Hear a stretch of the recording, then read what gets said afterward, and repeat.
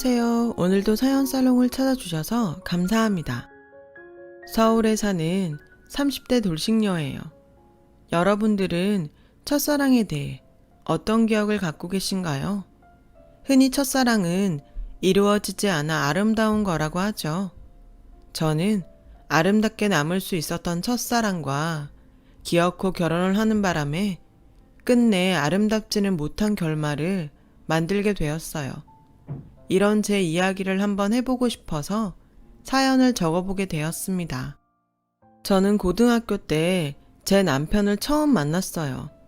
남편은 저희 학교에 교생 실습을 나온 대학생이었는데 한창 로맨스 소설에 빠져있던 여고생인 저는 남편을 보고 한눈에 반하고 말았죠. 그리고 무슨 운명의 장난인지 저는 남편을 저희 집 동네에서 조금 떨어진 한 주택가에서 보게 되었고 그곳이 남편이 부모님과 함께 사는 집이라는 것을 알게 되었어요. 평소 한번 마음먹으면 끝장을 보는 스타일인 저는 그때 당시는 남편에게 완전히 꽂혀서 창피한 줄도 모르고 남편을 졸졸 따라다녔어요. 그래서 저는 남편이 교생 실습을 하는 기간 동안 매일 남편에게 고백을 했어요. 그런데 글쎄 남편이 여자친구가 있다는 게 아니겠어요? 지금 생각하면 남편이 결혼을 했다고 한 것도 아니었는데 저는 뭐가 그렇게 충격이었는지 그날 내내 눈물로 밤을 지새웠어요. 마치 실연을 당한 여주인공처럼요. 그렇게 혼자 실연의 아픔을 감당하다 보니 어느덧 남편의 교생 실습 마지막 날이 되었고 그렇게 저의 첫사랑은 시작해보지도 못하고 끝이 나는 듯 했어요. 그러던 어느 날이었어요. 지금도 생각하고 싶지 않은 순간인데요. 저희 아빠가 하시던 사업이 힘들어지자 오랜 시간 빚에 쫓기셨고 그걸 또 저와 엄마에겐 비밀로 하시다가 혼자 감당이 안 되는 스트레스가 원인이었는지 심장마비로 갑자기 세상을 떠나시게 되었어요. 아빠의 갑작스러운 빈자리도 충격이었지만 아빠가 남기신 빚 또한 버거웠던 저와 저희 엄마는 거의 모든 것을 처분해 빚 갚는 용도로 썼지만 무섭게 불어나는 이자를 감당하기는 세 발의 피였어요. 엄마는 그런 와중에도 모아두신 대학 등록금을 저에게 주시며 아무리 힘들어도 넌 이 돈으로 대학에 가. 아빠 빚은 엄마가 어떻게든 할 테니까. 라고 말씀하셨고 저는 차마 고생하는 엄마를 두고 저만 속 편하게 대학에 갈 수 없었어요. 대학은 나중에 가도 된다고 말했죠. 그 당시가 저는 나름 학교에서 전교 1, 2등을 다투는 우등생이었지만 대학 진학의 목표가 사라지니 남들 공부할 때 난 무엇을 위해 여기 있는가 하는 생각이 들더라고요. 어쨌든 취업을 해야 하니 취업할 때 필요한 것 같은 자격증 공부를 하자고 생각했어요. 친구들은 수능 공부를 하는데 저는 자격증 공부를 하고 있으니 그러지 않으려 해도 그간 밝고 명랑했던 제 얼굴에도 그늘이 지기 시작했나 봐요. 저를 옆에서 보고 안타까운 담임선생님은 그런 저에게 굳이 힘들게 야간 자율학습을 하지 않아도 된다고 하셨어요. 친구들은 야간 자율학습을 하지 않는 저를 부럽다고 했지만 저는 남아서 공부하는 친구들을 부러워하며 그날부터 이른 학교를 하기 시작했는데 그러던 어느 날 야간 자율학습을 하지 않고 집에 가는 중 동네에서 우연히 남편을 보게 되었어요. 남편은 오랜만에 저를 보니 반가웠는지 이렇게 장난을 치며 말을 걸어왔어요. 채원이? 오랜만이다. 근데 이 시간이면 너 학교에서 야자할 시간 아니야? 요놈 땡땡이 쳤구나. 저는 장난으로 반가움을 대신하는 남편에게 어린 마음에 남편 앞에서 참았던 울음을 터뜨렸고 지금 생각해도 황당하게 남편에게 이렇게 말했어요. 땡땡이 친 거 아니에요. 저도 야자하고 싶어요. 저도 대학 가고 싶단 말이에요. 엄마 앞에서 꾹 참고 친구들 앞에서 꾹 참았던 눈물이 왜 하필 그 순간 아무것도 모르는 남편 앞에서 터졌는지 교복 입은 여학생이 남자 앞에서 서럽게 울자 주변 사람들은 우리 둘을 이상하게 쳐다봤어요. 남편은 이러지도 저러지도 못하며 저를 달래느라 진땀을 빼야 했죠. 제 기억에 저는 그때 한참을 울었는데 영문을 모르는 남편은 그 한참 동안 어쩌지도 못했어요. 제가 조금 진정이 되자 자기도 덩달아 안도하는 듯 보였어요. 다 울었어? 무슨 애가 그렇게 지치게 우냐? 우느라고 고생했으니까 우리 떡볶이 먹으러 갈래? 남편은 저에게 환하게 웃으며 그렇게 말해줬어요. 그 웃는 얼굴에 저는 오랜만에 어둠 속에서 빛을 본 듯 했고 그 빛은 점차 제 얼굴의 그늘을 조금씩 걷어내 주었어요. 떡볶이를 먹으며 제 이야기를 모두 들은 남편은 갑자기 손을 번쩍 들어 제 머리를 쓰다듬어 주더라고요. 우리 채원이 기특하네. 니 등 쓰면 학교는 어떻게든 다닐 수 있을 텐데. 엄마가 힘들까봐 포기하는 거구나. 착하다. 저는 느닷없는 남편의 칭찬과 위로에 다시 눈가가 촉촉해졌고 남편은 제가 다시 울까봐 얼른 단무지 하나를 제 입에 쏙 넣어줬어요. 제발 울지 마. 누가 보면 내가 너 울린 줄 알겠다. 그리고 너 그렇게 계속 울면 눈 퉁퉁 부어. 그렇게 남편은 그 순간 참 고맙게도 겨우겨우 버티다 무너져 내린 저를 기꺼이 잡아주었죠. 착했던 남편은 그 후로도 제가 신경이 쓰였는지 가끔 동네 분식점에 저를 불러 떡볶이를 사주며 제 근황을 체크했어요. 그리고 고맙게도 늘 헤어질 때면 이런 말을 저에게 했어요. 혹시 무슨 일 있거나 혼자 있기 싫으면 언제든 전화해. 혼자 울지 말고. 알았지? 저는 남편의 그 말이 참 좋았어요. 힘들거나 슬플 때 주문처럼 남편의 그 말을 떠올릴 만큼요. 저는 다음 해에 학교를 졸업했어요. 그간 공부해서 준비한 자격증을 활용해 취업에 나섰고 남편은 그해 대학 졸업해서 교직이 아닌 유명한 모 그룹의 신입사원이 됐어요. 갭 차이는 어마어마하지만 저희 남편은 둘 다 직장인이라는 공통분모로 종종 이야기를 나눴고 저는 그즈음 남편에게 술을 처음으로 배우게 되었어요.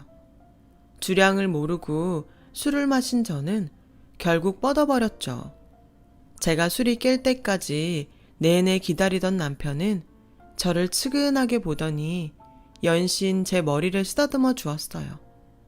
그 느낌이 어찌나 좋은지 잠이 솔솔 오려는 그 찰나에 남편은 술김인지 뭐였는지 술에 취한 저에게 나중에 오빠한테 시집와.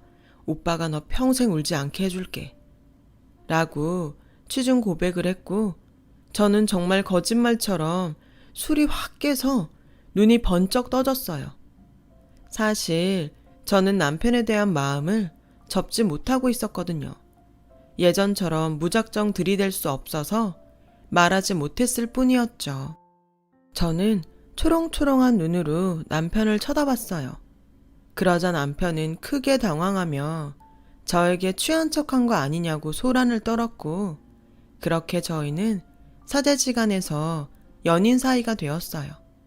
하지만 첫사랑과 사귄다는 기쁨도 잠시 남편의 집에선 저희가 만난다는 것을 아시고 반대를 하셨고 이유는 제가 고졸이기 때문이었어요. 남편은 신경 쓸 거 없다고 했지만 어떻게 신경이 안 쓰이겠어요. 저는 그때부터 결심했어요. 꼭 대학은 졸업하겠다고요. 그것도 이왕이면 아주 좋은 대학을요. 저희는 그렇게 남편의 부모님의 반대를 무릅쓰고 2년의 연애 끝에 결혼하게 되었어요. 고졸인 제가 결혼을 허락받게 된 이유는 부끄럽지만 저희 사이에 아이가 생겼기 때문이었어요. 심하게 반대하시던 시어머니는 제가 임신했다는 사실을 남편에게 듣고 어쩔 수 없이 저를 받아주셨어요. 그리고 그 후로 저는 너무 사랑하는 남편과 아이를 얻은 대가로 치열한 시집살이를 살아야 했죠. 저는 빨리 돈을 모아 분가하겠다는 일념 하나로 그 모진 시집살이를 버텼어요. 하지만 아무리 정신무장을 해도 정말 죽을 맛이더라고요. 그런 저의 시집살이의 절정은 남편의 형이 결혼할 여자를 데려온 순간부터였어요. 원래부터 조건을 많이 따지는 시어머니는 아주버님이 데리고 온 대학 교수라는 여자를 보자 좋아서 어쩔 줄 몰라 하셨고 저에게 들으라는 듯 이렇게 말씀하시더라고요. 어머, 내가 전생에 나라를 구했나? 우리 집에 이렇게 대학 교수님이 며느리로 들어오다니? 그래, 부모님은 뭐 하시나? 아버지는 변호사시고 어머니는 피부과 의사세요. 어머. 그날 저희 시어머니는 연신 붕어처럼 어머를 연발하셨어요. 그리고 마치 저를 가정부 부리듯 예비 형님 앞에서 너 얼른 저녁 차려라. 냉장고에 한우 등심 사놓은 거 있지? 그거 얼른 구워서 우리 교수님 며느리 앞에 갖다 줘라. 라며 말했고 시어머니의 그 온도차에 저도 사람인지라 서러워 눈물이 나려고 했어요. 그리고 상견례를 시작으로 시아주버님의 결혼은 일사천리로 진행되었고 2달 만에 결혼식을 올리게 되었죠. 저희 시어머니는 결혼식 때 교수님 며느리를 보여준 뒤 연신 지인들에게 축하 인사와 자랑을 하시느라 하루 종일 전화기를 붙들고 사시는데 어느 날 시어머니의 말이 부엌에 있는 제 귀에 꽂히는 일이 있었어요. 그래, 내가 우리 선우 결혼시킬 때 얼마나 속이 뒤집혔니? 내가 이번 명호 결혼식 때 그때 그것까지 다 보상받은 기분이야. 아휴, 첫째 며느리가 교수인데 둘째 며느리가 고졸이라니? 내가 자랑을 막 하더라도 쟤 때문에 김이 샌다니까. 내 아들이 어디 모자라면 그것도 그거대로 포기하는데 키껏 잘 키워서 대기업 보내놨더니 엉뚱한 데 좋은 일만 했잖아. 처가라도 좀 있는 집이면 좋은데. 에휴, 그 얘기는 그만하자. 괜히 좋았던 기분만 상한다. 저는 시어머니의 말을 고스란히 다 듣고 서럽고 속상한 마음에 참는 것도 바보 같아 고무장갑을 탕탕 치며 누가 봐도 신경질이 난 사람처럼 주방을 나왔어요. 너 지금 내 앞에서 성질 부리니? 네, 어머니도 제 앞에서 제 흉 보셨잖아요. 뭐? 얘 시애미한테 말하는 것 좀 봐. 어머니, 진짜 해도 너무하세요. 그렇게 싫으시면 끝까지 결혼 반대하시지. 왜 이제와 계속 사람 인신공격하세요? 어머, 그럼 네가 임신했다고 내 아들 발목을 탁 잡는데 내가 어쩌니? 이렇게 사람 무시하실 거면 제가 임신을 했건 말건 차라리 고졸 며느리는 절대 싫다고 하시죠. 제가 일 계속하고 싶다고 해도 고졸 출신 월급이 얼마나 되냐며 차라리 집에 들어와 애 키우라고 하셨죠? 제 사정 뻔히 다 아시면서 고졸 정말 너무하세요. 나중에 저희 은찬이가 다 알면 할머니를 어떻게 생각하겠어요? 거기서 왜 우리 귀한 손주 이름이 나와? 그 귀한 손주 제가 낳았다고요. 그러니 제발 저 예뻐해달라고 안 할 테니까 상처 주지 마세요. 저거 상처받았다면서 되레 큰 소리만 잘 치네. 저는 그 일이 있고 더욱 시어머니와 사이가 나빠졌고 시어머니의 며느리 차별은 점점 그 도가 지나쳐갔어요. 큰애야, 괜찮다. 여기는 신경 쓰지 말고 재밌게 놀다 와라. 시어머니는 형님이 결혼하고 첫 명절이지만 친구들과 1년에 한 번 간다는 해외여행을 기꺼이 아무렇지 않게 다녀오라고 하셨어요. 그동안 저 혼자 하던 일이라 크게 상관은 없었지만 막상 형님이 있는데 누군 여행 가고 누군 일한다고 생각하니 기분이 나쁘더라고요. 그래서 어머니, 저도 명절 지나면 친정에 가서 좀 쉬다 올게요. 지금 그게 무슨 소리냐? 쉬다 온다고? 넌 고졸이라 그런가? 출가회인 모르니? 형님은 명절인데도 여행 가는데 저는 명절 다 지내고 친정도 가면 안 돼요? 네가 또 그 소리에 골이 났지? 누가 가지 말라던? 네가 방금 쉬다 오겠다고 했잖아. 어디 식구를 다 두고 너만 쉰다고 하니? 배움이 짧아 그런가? 어찌 마음보도 짧아? 네, 저 마음보 짧아요. 그래서 그렇게 대놓고 차별하면 저도 골라서 할 것도 하기 싫어요. 저는 홧김에 당장 친정에 가려고 짐을 쌌어요. 그런데 저희 아이가 저희 모습에 놀랐는지 울음을 터뜨렸고 저희 남편은 제발 예민하게 좀 굴지 말라고 저에게 볼멘 소리를 하는데 여긴 제 편이 하나도 없다는 생각이 절로 들더라고요. 왜 애를 흘리고 그러니? 기어코 성과를 부려야 그 좁은 속이 시원하니? 어머니! 저는 서러워 그 자리에서 소리내서 울었어요. 그 모습에 저희 아들은 따라 울고 시어머니와 남편은 황당하다는 얼굴로 저를 이해 못하는 눈치였어요. 네, 어쩌면 제가 정말 그 사람들 말처럼 애처럼 예민을 떠는 건지도 몰라요. 하지만 시어머니가 무시하고 형님과 차별을 하실 때마다 제 못난 자격지심 때문인지 끓어오르는 화를 참을 수 없게 되었어요. 그러던 어느 날 저녁 장을 보다가 우연히 커피숍 유리창에 시어머니를 보게 되었어요. 그리고 그 맞은편에는 형님이 계셨는데 글쎄 저희 시어머니가 가방에서 목걸이 케이스를 꺼내 형님에게 건네지 않겠어요? 한눈에 봐도 보석이 반짝거리는 목걸이를 시어머니는 손수 형님의 목에 걸어주었고 저는 허전한 제 목을 매만지며 씁쓸한 기분을 속으로 삭혀야 했어요. 저는 속상한 마음에 퇴근한 남편에게 낮에 본 목걸이 이야기를 했어요. 그러자 남편은 한숨을 쉬며 자기는 아직도 고등학생이야? 내가 나중에 사줄 테니 그만 배 아파해. 도대체 언제까지 형님 질투할래? 저는 남편의 말에 그나마 붙잡고 있던 결혼 생활에 희망의 줄이 툭 하고 끊어지는 것을 느꼈어요. 연애할 때는 그렇게도 저에게 마음을 써주더니 결혼하고 아이를 낳고 보니 예전에 마음 깊고 다정한 남편은 사라지고 없더라고요. 저는 이혼을 결심했어요.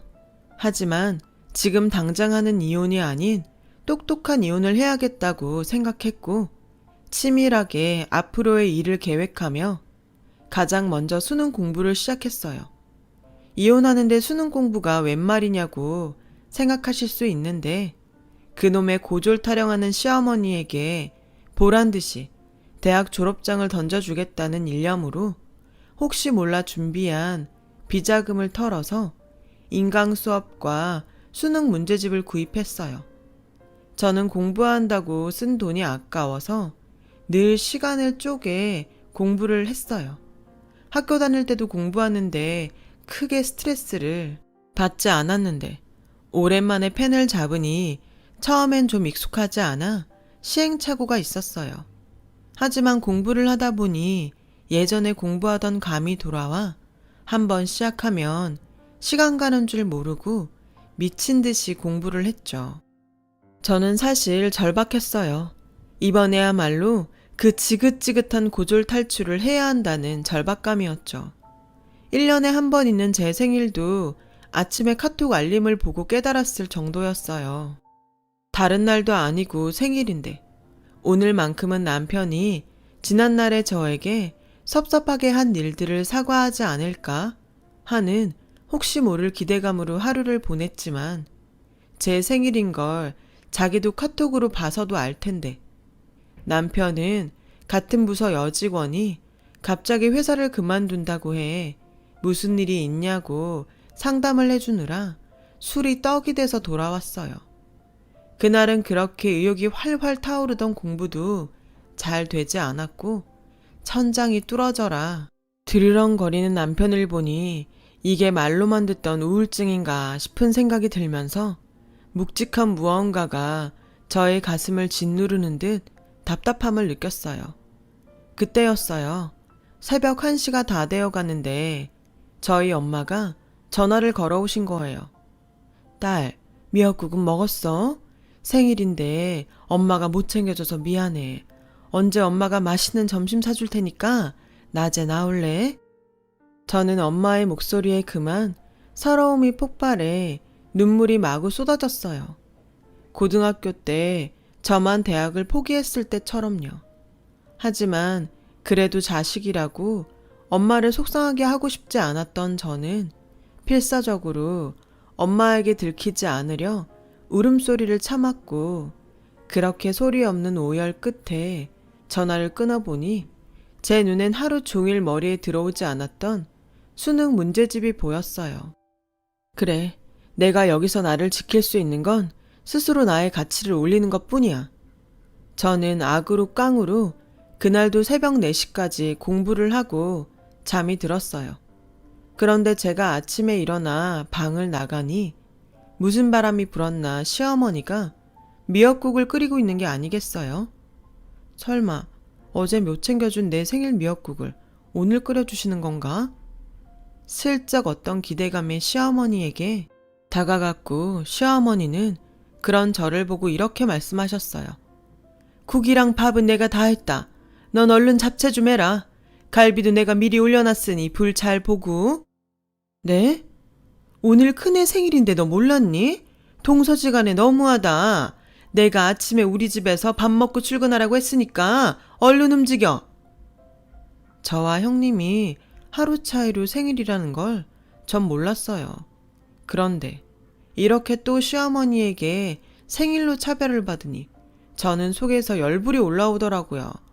손이 제일 많이 가는 잡채를 만들고 상을 차리니 기다렸다는 듯 형님 내외는 집에 도착했고 저희 식구 모두 식탁에 앉았어요. 그런데 제 자리가 없더라고요. 그래서 잠시 멍하니 있는데 시어머니는 기어코 참고 있는 저에게 폭탄을 던지셨어요. 예, 출근할 사람들 바쁘니까 먼저 먹으라고 하고 너는 이따 먹어라. 첫째, 너는 대학생 애들 가르쳐야 하니 많이 먹고, 그리고 이거 용돈 생일 축하한다. 감사합니다. 이렇게까지 챙겨주시지 않으셔도 되는데 이렇게 밥만 먹어서 죄송해요. 아니야, 이런 건 집에서 노는 사람이 하는 거지. 넌 하나도 죄송할 거 없다. 노는 사람. 정작 시어머니도 집에서 노시면서 집안일도 저에게 떠맡겨 놓으시고는 저를 노는 사람이라고 표현하셨어요. 저는 실컷 상 차리고도 노는 사람이 되어 먹지도 못하는데 더 이상은 참을 수 없어 참았던 서운한 마음을 출근을 준비하는 남편에게 쏟아냈어요. 자기, 어제 내 생일인 거 몰랐어? 아, 미안. 알았는데 정신이 없었다. 당신 지갑에 있는 내 카드로 갖고 싶은 거 뭐 하나 사. 제가 뭐가 갖고 싶어 그러겠어요? 그냥 예전처럼 따뜻한 말 한마디가 듣고 싶었는데 이건 권태기를 넘어 이젠 더 이상 회생 불가능한 사이가 된 듯 저는 절망할 수밖에 없었어요. 이런 수모를 더는 견딜 수 없어 파트타임 아르바이트를 구하고 더욱 짜투리 시간을 쪼개 수능 공부에 열중했어요. 아르바이트로 대학 등록금을 모으는 게 가능할까 싶지만 학자금 대출이라도 받겠다는 각오로 저는 식구들 몰래 공부에 제 온 마음을 쏟았어요. 그러던 어느 날이었어요. 그날은 파트타임 일을 마치고 잠깐 짬을 내 시립 도서관에서 공부를 하고 있는데 형님이 무슨 일인지 전화를 하셨더라고요. 동서, 요즘 바쁘다며. 혹시 지금도 바빠? 괜찮아요. 말씀하세요. 그게 조금 있으면 어머니 생신이잖아. 우리 부모님이 좋은 식당에서 대접 한번 해드리고 싶다고 해서. 동선에도 다 같이 어때? 괜찮지? 아, 저희까지 안 챙기셔도 되는데. 아니야. 동서가 어머니 모시고 있어서 내가 얼마나 편한데. 우리 부모님도 동서한테 너무 고맙대. 그래서 겸사겸사 감사 표시하려는 거니까 부담 갖지 말고 와. 알았지? 형님의 호의는 감사했지만 저는 벌써부터 부담이 팍팍 들었어요. 그리고 그 자리에서 또 시어머니가 어떤 말을 해서 저에게 상처를 주실까 무섭게까지 했고요. 하지만 차마 싫다고 할 수 없어 알겠다고 했고, 그렇게 시어머니의 생신날이 되었어요. 어머니를 모시고 저희 부부가 도착한 곳은 꽤 넓은 레스토랑이었어요. 딱 봐도 비싸 보이는 그런 가게였죠. 저희는 직원이 안내해주는 방으로 갔고, 그곳에는 이미 먼저 온 형님 내외와 결혼식 때 한 번 본 형님의 부모님이 앉아 계셨어요. 어서 오세요, 사돈. 어머, 이런 좋은 곳에 저희 식구들 모두를 초대해 주시다니 몸둘 바를 모르겠네요. 생신이신데 이 정도는 해드려야죠. 그리고 저희 딸이 동서복이 있어서 편하게 지낸다고 하니 친정 엄마로서 죄송하기도 하고요. 어머, 죄송은요. 저희 둘째가 워낙 살림을 잘해요. 손도 빠르고. 우리 첫째 며느리는 교수님인데 연구하고 자기 일도 해야죠. 다 괜찮습니다. 시어머니는 무조건 형님 일이라면 괜찮다는 말을 연발하시며 연신 사돈에게 잘 보이려고 노력하셨어요. 그리고 그날 집에 돌아와서도 뭐가 그리 기분이 좋으셨는지 이미 집에 가고 없는 형님과 형님 부모님의 자랑을 입에 침이 마르도록 하셨어요. 결혼은 이렇게 격이 맞는 집끼리 해야 하는 거야. 오늘 분위기 얼마나 좋았니? 으이흐, 내가 우리 선우 결혼 망친 것만 생각하면 이렇게 기분이 좋다가도 한순간에 숨이 콱 막혀. 사내 자식이 착해 빠져가지고 팔목이나 잡히고. 시어머니는 기분이 좋다가 그렇게 갑자기 엄한 저에게 불똥이 튀며 또 제가 듣기 싫어하는 그 레파토리를 쏟아내셨어요. 좋은 소리도 한두 번이지. 이렇게 반복적으로 인신공격을 하는 시어머니를 저는 더 이상 두고 볼 수는 없었고, 남편에게 더는 이런 집구석에서 살 수 없으니 이혼하자고 말했어요. 남편은 괜히 욱하는 마음에 앞뒤 생각하지 않고 말하지 말고 그냥 넘기라고 했지만, 저는 그런 남편의 말에도 화가 나서 이번에는 진짜 이 집을 나가겠다는 생각으로 짐을 싸기 시작했어요. 당신 정말 나랑 이혼할 생각이야? 그리고 자기 엄마가 물고 빠는 은찬이도 내가 키울 거야. 네가 돈이 있어, 직업이 있어? 그렇다고 장모님이 도와주실 수 있어. 화난 건 충분히 알겠으니까 오바하지 말고 오늘만 참고 지나가자. 오늘만? 내가 이 집에 온 후로 오늘 같지 않은 날이 있긴 했어? 아, 모르겠지. 당신 엄마 정말 어른도 아니고 인격도 없어. 딱 봐도 모르겠니? 자기 엄마 속물인 거? 그때였어요. 밖에서 저희 부부 대화를 엿들은 시어머니는 문을 벌컥 열더니, 뭐? 이 가방끈 짧은 년이 지금 내 아들한테 뭐라고 짓거리는 거야? 라고 소리치며 제 머리채를 잡으시는데 저도 아랑곳하지 않고 시어머니의 머리채를 잡아버렸어요. 오늘만큼은 질 생각이 없었거든요. 저희 부부는 그날로 별거에 들어갔어요. 사실상 이혼을 준비하는 벌거였죠. 남편은 여전히 직업도 없고 돈도 없는 저에게 아이를 주지 않을 거라고 버텼고, 저는 아들을 데려와야 하기에 무조건 그 잘난 직업과 돈을 벌겠노라 다짐하고 또 다짐했어요. 그렇게 11월 수능날이 되었어요. 사실 별거 사실도 친정엄마한테 알리지 못하고 고시원에서 생활했었는데, 오늘은 시험을 보고 친정엄마에게 모든 일을 털어놓자고 결심했어요. 그렇게 저는 아침 일찍 수험장으로 향했고, 그 기분이 참 묘한 게 다시 19살 수험생이 된 기분이었어요.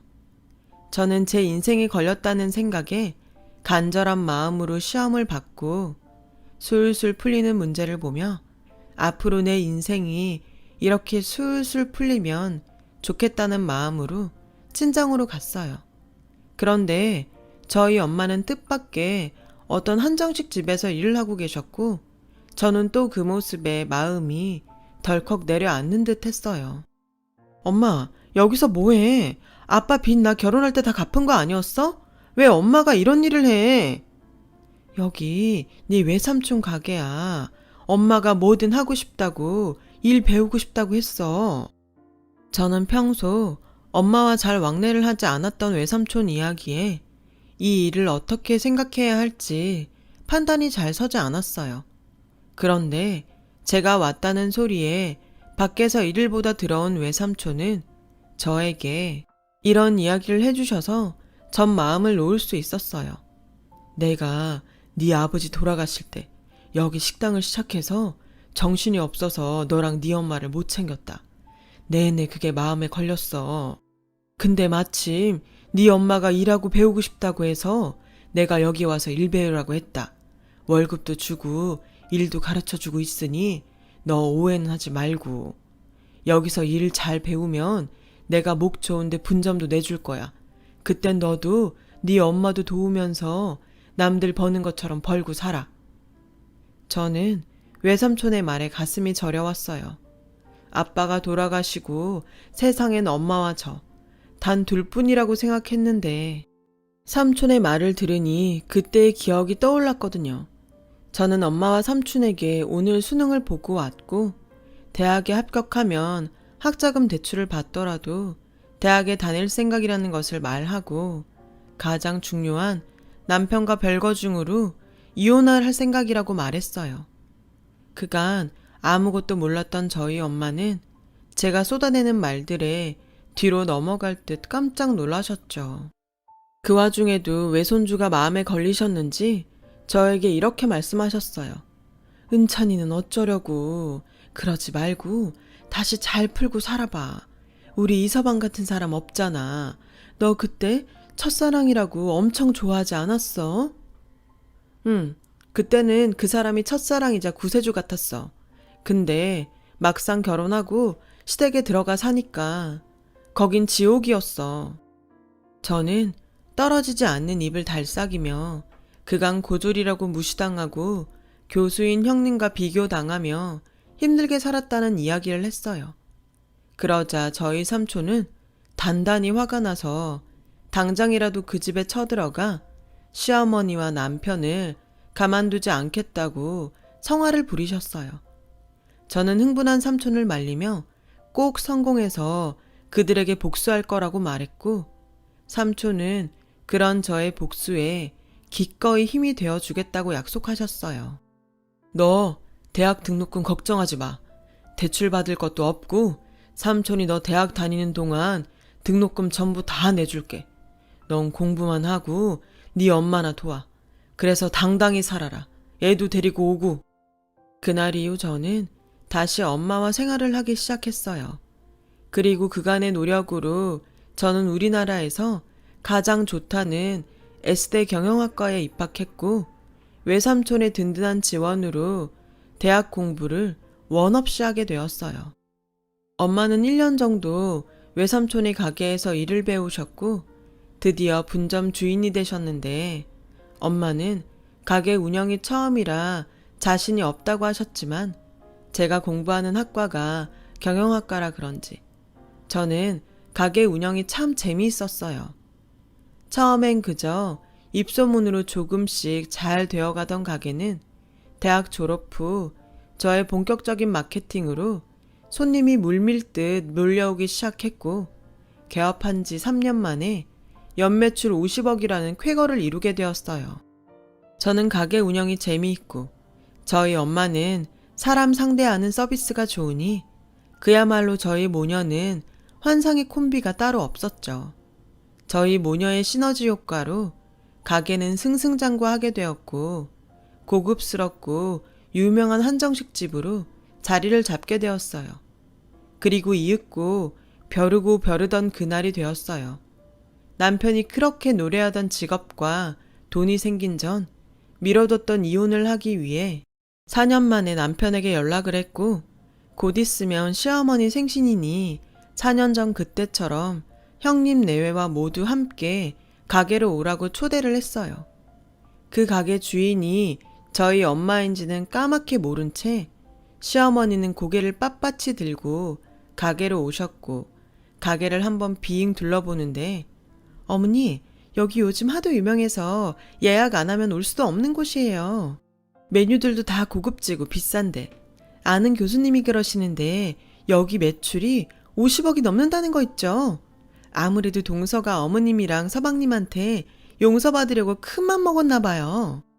그래, 하기사, 출가 외인이 4년이나 나가 살았으면 소박감이긴 하지. 그래, 이참에 극이나 팍 꺾어서 찍소리도 못하게 들어앉혀야겠다. 형님과 시어머니는 그렇게 가게를 두리번거리며 직원의 안내에 객실로 들어왔고, 시어머니는 먼저 자리에 앉아있던 저를 향해 콧방귀를 끼며 비웃음을 날리더라고요. 네가 버텨봤자 얼마나 버틸까 내 궁금했다. 그래도 자존심은 있다고? 용케 몇 년은 버텼구나. 그래, 이젠 네 분수를 알았니? 앞으로 내 집에서 찍소리하지 말고 조용히 찌그러져서 살아. 알겠어? 어머니는 참 여전하시네요. 이렇게 오랜만에 뵙는 건데도 참 같이 있기 힘드네요. 어머, 얘 말하는 것 좀 봐. 너 아직도 떠들 염치가 있니? 역시 무식한 애들은 앞뒤 분간이 없어. 저는 그 순간 준비해둔 저의 졸업 증명서를 시어머니 앞에 턱 던졌고, 시어머니는 이건 또 뭔 수작인가 싶어 안의 내용을 확인하는데, 그 순간 시어머니의 동공이 제 눈에도 보일 만큼 불안하게 흔들렸어요. 보이시죠? 거기 학교랑 제 이름. 저 이제 고졸 아니에요, 어머니. 그리고 그 잘난 돈, 저 지금 엄청 잘 벌어요. 여기 이 가게가 저희 엄마랑 제가 운영하는 가게거든요. 제가 굳이 보기 싫은 여러분을 여기 부른 건 제 아이 양육권을 포함한 그날 못다한 이혼을 하기 위해서예요. 뭐? 양육권? 네가 무슨 권리로 내 손주를 데려가? 지 새끼도 버리고 나간 주제에. 어머니가 그러실 줄 알고 저는 이미 이렇게 녹음도 다 했고요. 정 제 아들 내놓지 않으시겠다면 이 집에서 당한 수모까지 다 합쳐서 제대로 소송할 테니 그런 줄 아세요. 아마 위자료랑 양육비 아주 넉넉히 준비하셔야 될 거예요. 뭐? 아니, 얘 아가, 너 못 보던 사이에 참 많이 변했구나. 자, 내가 지금 생각해보니까 옛날엔 좀 지나친 부분도 있었다. 그래, 내가 사과하마. 이제 너도 이렇게 좋은 대학도 나왔고 네 말 따라 이렇게 좋은 가게에 돈도 잘 벌면 내가 널 다시 무시하겠니? 우리 지난 날은 다 잊고 은찬히 생각해서 다시 잘 살아보자. 네가 원하면 분가해도 돼. 막말로 너 이렇게 성공한 거에 내 공도 있지 않니? 갑자기 돌변한 시어머니를 보고 저는 참 어이가 없었어요. 자기 때문에 죽을 맛으로 버티고 이제까지 왔는데 그걸 자기 공이라고 하다니. 그 후 저는 승률 좋은 대형 로펌에 이혼 소송을 의뢰했고, 양육권은 물론이고 제가 당한 정신적 고통과 모욕까지 합쳐 1억이란 위자료를 청구했어요. 물론 시간은 좀 걸렸지만 제가 승소했고요. 지금은 한강이 보이는 좋은 곳에 자리 잡아 사랑하는 엄마와 아들과 함께 살고 있어요. 불과 몇 년 전과 완전히 달라진 제 삶을 돌아보면 가끔 소름이 돋을 정도로 꿈만 같은 기분이에요. 남편과 시어머니는 아직도 저희 아들과 또 한순간에 자기들 집보다 훨씬 부자가 된 사돈이 아쉬워 끈질기게 연락을 해오고 있어요. 어떤 날은 화를 내고 어떤 날은 사정하시는데 정말 그걸 다 듣고 있으면 인간이 어쩌면 저럴 수 있을까 진절머리가 나요. 그래서 시간을 내서 핸드폰 번호도 바꿔버렸어요. 물론 나중엔 아이가 원하면 아빠와 만나게 해줘야 하겠지만 지금은 다시 그들과 엮이기 싫거든요. 이렇게 힘들게 되찾은 지금의 행복을 다시는 뺏기고 싶지 않아요. 지금까지 파란만장했던 제 인생 이야기 들어주셔서 감사합니다. 여러분들은 부디 저처럼 불안한 롤러코스터 같은 인생이 아닌 천천히 여유있게 주변도 봐가며 돌아가는 관람차 같은 인생 되시길 진심으로 바랄게요. 행복하세요. 여러분, 사연 댓글에 응원과 현명한 조언 부탁드려요. 좋아요와 구독은 저에게 큰 힘이 됩니다. 오늘도 좋은 일 가득하세요.